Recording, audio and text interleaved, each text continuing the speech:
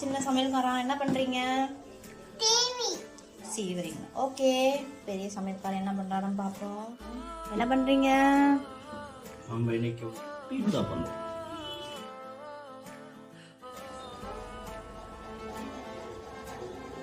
Hi. Finally pizza செஞ்சுட்டு இருக்கோம்.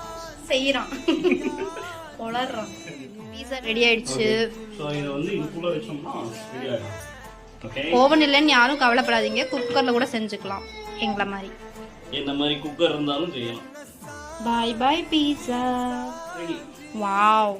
சாப்பிடலாமா?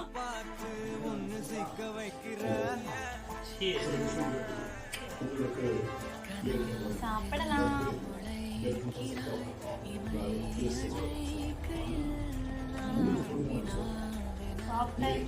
Yummy, yummy. Pass. Thank you.